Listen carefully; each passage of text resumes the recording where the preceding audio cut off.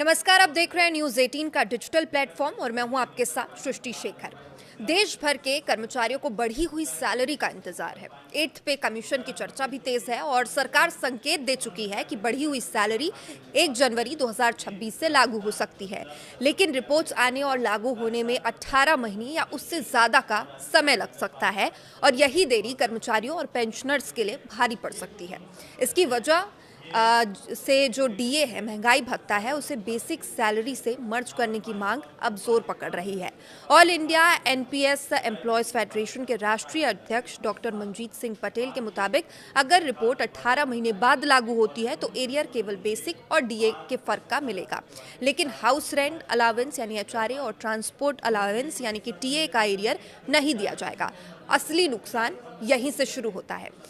देखिए, मान लीजिए किसी कर्मचारी के 1 जनवरी 2026 को बेसिक सैलरी 80,800 है, डीए 60% है। 60% डीए का मतलब हुआ कि 48,480, यानी कुल सैलरी बेसिक और डीए को अगर जोड़ दिया जाए तो 1,29,280।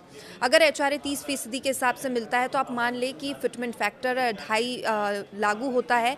नई बेसिक सैलरी 80,800 इंटू अगर हम 2.5 करें तो 2,02,000, लेकिन डीए 25% से नीचे आने पर एचआरए 30% से घटकर 24% हो जाता है। तो नया एचआरए 24% को 24% 2,02,000 का 24% अगर हम निकालें तो ये 48,480 है।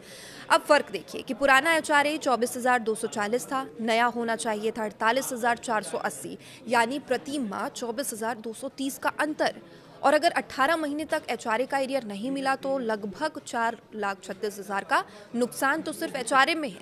अब टीए जोड़ दे तो 3,000 महीने का और फर्क पड़ जाएगा, मतलब ये और फर्क जो है वो बढ़ जाएगा, यानी 18 महीने की देरी से 4.5 लाख से 5 लाख रुपए तक का झटका लग सकता है।